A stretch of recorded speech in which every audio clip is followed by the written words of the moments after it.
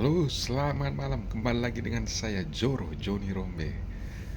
Bagaimana, apa kabarnya kawan-kawan? Semoga senantiasa sehat-sehat selalu dan dilancarkan segala usahanya. Amin. Kali ini saya mau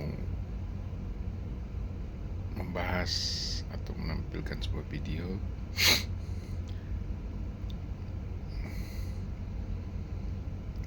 seorang pengacara mawar sebagai kuda hitam pada saat diskusi dengan gerombolan Roy Panci.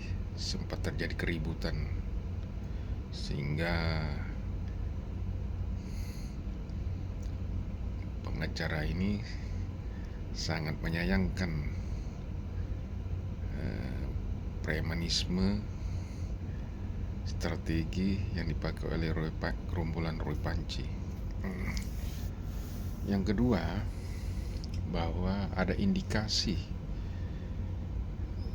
gerombolan Roy Panci ini memakai strategis untuk mengadu domba aparat penegak hukum, terutama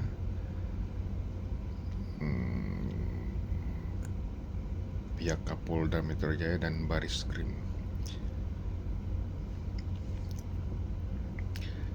Apa yang disampaikan gerombolan Roy Panci ini sangat-sangat mempunyai makna, sangat mempunyai maksud jahat dalam mengadu domba atau strategi yang akan memecah belah aparat keamanan.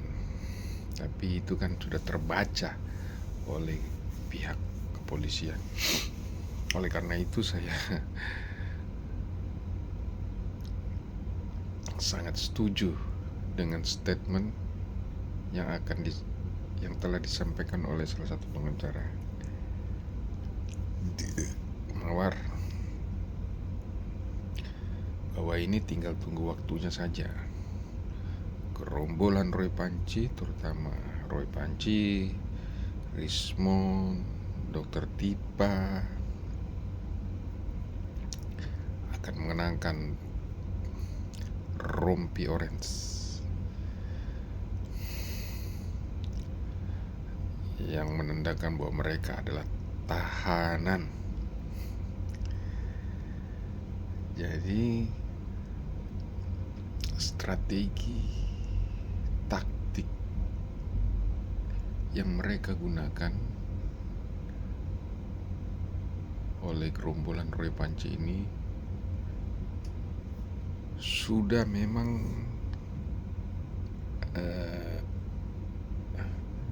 bagaimana ya, artinya mereka ini sudah tidak bisa lagi melakukan perlawanan secara hukum, tapi dengan mereka melakukannya dengan taktik dan teknik adu domba.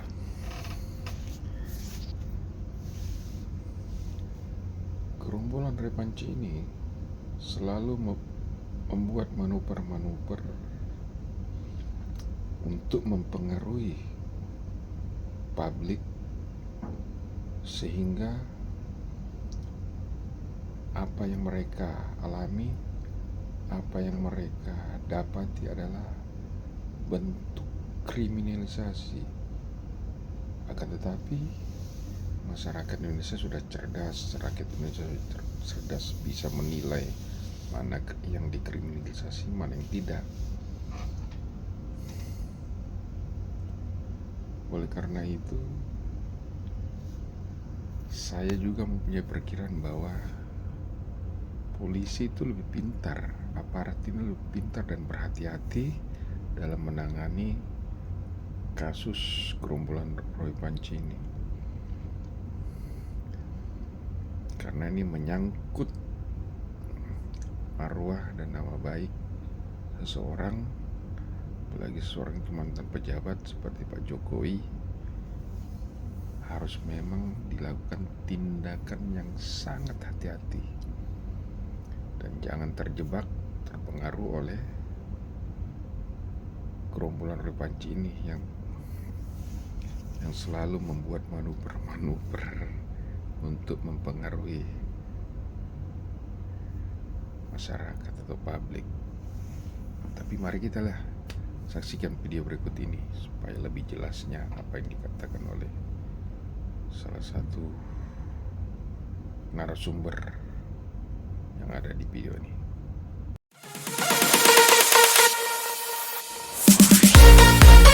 Sudah kehilangan akal, mencoba hanya bertahan, memainkan opini, membangun persepsi publik lagi, seolah-olah tetap mereka itu adalah pejuang. Bung Pitra dengar nggak penjelasan salah satu saksi atau ahli yang akan meringankan ya, yang akan dipanggil nih, Profesor apa sih namanya, saya lupa ya. Salah satu himbauan Profesor tua itu, saya pikir lucu ya. Lucu tuh maksudnya, saya nggak ingin mengatakan dungu, tapi lucu aja gitu loh. Dia bilang begini ya, dia meminta orang-orang seperti Roy Suryo, Tifa, Rismon itu adalah aset bangsa. Kita bersyukur sebagai orang Indonesia, kita memiliki 3 orang ini aset bangsa. Makanya saya berani memberikan kesaksian sesuai dengan keahlian saya. Karena ini aset bangsa, nggak boleh dikriminalisasi. Nah, bagi saya, sengaja si Prof yang akan menjadi saksi yang meringankan itu dimunculkan semalam di Polda Metro, lagi-lagi untuk membangun persepsi.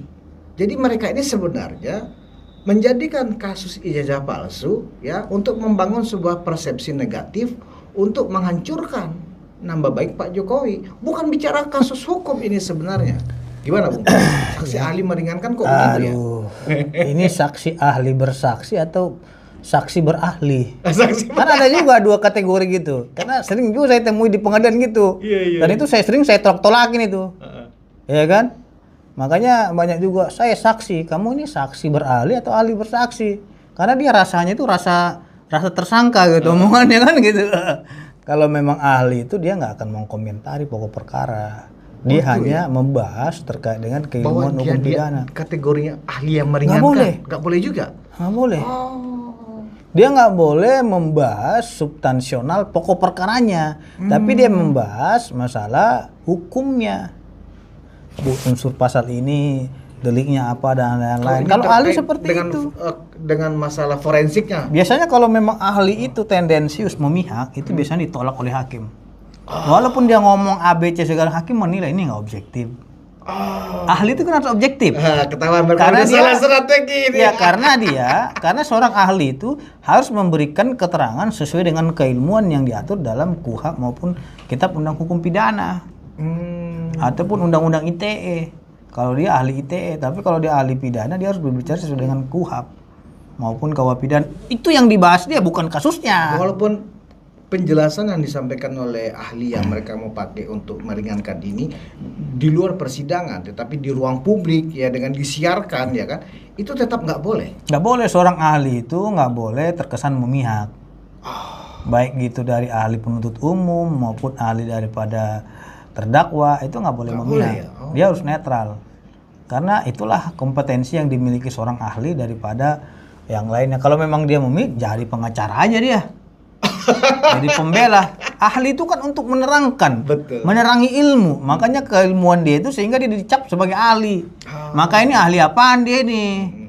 Ya ada nggak sertifikat dia dari BNSB? Tersertifikasi nggak dia? Kalau dia berbicara ahli, kan saya ketua umum ahli se-Indonesia. Iya, petisi ahli, perkumpulan praktisi hukum dan ahli hukum Indonesia, kurang apa lagi bang? Sedangkan di organisasi kita aja banyak ahli di situ. Saya bilang itu, sekalipun kau ahlinya terdakwa, kau harus berbicara sesuai keilmuanmu. Jadi yang menarik semalam itu dia, saya lupa namanya, Profesor Joko apa Profesor Topo, saya lupa.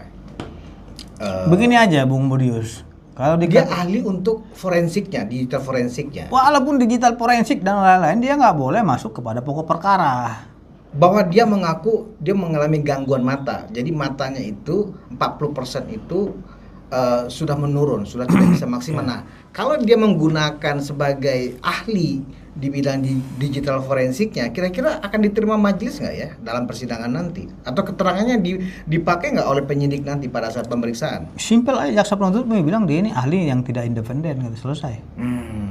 Karena dia tidak objektif dan dia lebih memihak kepada terdakwa dengan mengeluarkan statement itu jadi penilaian. Oke. Gitu. Makanya saya bilang kalau dia berbicara aset bangsa, gini aja, simpel aja. Yang saya tahu aset bangsa itu dia itu menciptakan suatu penemuan yang berguna bagi bangsa ini. Penemuan mereka apa? Saya tahu itu profesor itu ada temuan-temuannya. Contohnya dia bidang permesinan, dia bisa menciptakan mobil, dia bisa menciptakan pesawat kayak B.J. Habibie. Iya. Ada temuan-temuan yang berguna untuk bangsa ini. Kalau B.J. Habibie saya bilang aset bangsa ini. Ya kan? Sehingga dia meninggal dunia dicari-cari juga. Yang bisa buat pesawat terbang kan gitu, helikopter dan lain-lainnya.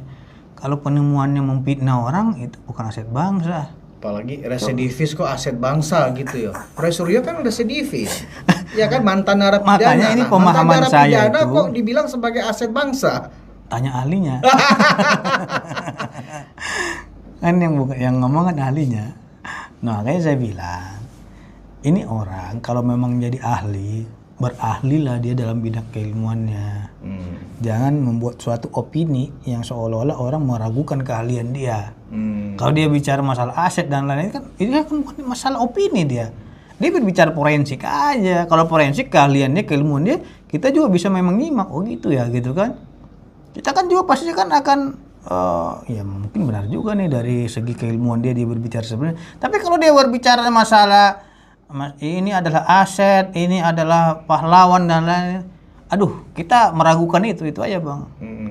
Nah, kalau perlu nanti udahlah, nggak usah masuk di petisi ahli aja kalau memang ada yang mau daftar jadi ahli gitu kan. Nanti kita lihat, ini nggak perlu masuk ini. Cukup ahli-ahli di petisi ahli itu orang-orang yang berkompeten gitu. Nah, oke. Ini catatan menarik penjelasan Bung Pitra dengan apa strategi komunikasi yang mereka mainkan semalam setelah keluar dari pemeriksaan ya. Mereka sudah salah strategi di situ. Sorry bro, Anda salah, Anda keliru. Ganti konsultannya. Nah, yang menarik juga begini. Jadi saya hanya membaca mereka lagi memainkan apa lagi nih. Nah, yang sedang dimainkan Tifa contohnya adalah mengadu domba nih institusi Polri. Saya mendengar pernyataan Tifa, rasa terima kasih kepada penyidik Polda Metro Jaya, kami diperlakukan sangat baik, ya kan, kami dihormati dan seterusnya, sehingga kami merasa ini suasananya berbeda jauh dengan ketika kami diperiksa di Bareskrim. Untuk kencing aja susah, jangankan untuk tertawa aja senyumnya nggak boleh. Jadi ada upaya ya mereka ini ya membenturkan nih ada antara Polda Metro Jaya ya dengan Bareskrim. Ini kan jahat ini. Motifnya kan berarti mengadu domba. Walaupun ya kalau orang nggak teliti mungkin menganggap omongan Tifa itu biasa saja sebagai bentuk apresiasi, tapi dia lupa, dia membenturkan ini. Masa dengan upaya-upaya seperti itu ya pihak kepolisian, entah itu Polda sebagai pimpinan di Polda Metro Jaya ya tidak memberikan semacam catatan penting nih bagi tersangka ini. Gimana pandangan Bung Pitra? Saya teringat strategi dan perang DPD et Impera ya. Ketika memang peperangan hukum ini masih terus digempur dan berlangsung terus, muncul suatu wacana seperti opini-opini tadi menimbulkan suatu pecah belah ya, sehingga menimbulkan wah ini Bareskrim ini nggak humanis nih dan lain-lain. Benar. Ya, saya harap jangan pernah benturkan antara Mabes Polri dengan Polda Metro Jaya, karena Polda Metro Jaya ini dibawa daripada Mabes Polri. Mabes Polri itu adalah institusi tertinggi daripada pusat, daripada markas kepolisian Republik Indonesia. Jangan terpengaruh dengan opini yang berselancar, tapi tetap fokuslah kepada penegakan hukum yang sedang berlangsung ini. Karena kalau kita dengarkan satu persatu opini-opini, ya aduh, ini nggak akan selesai-selesai Bang Budius.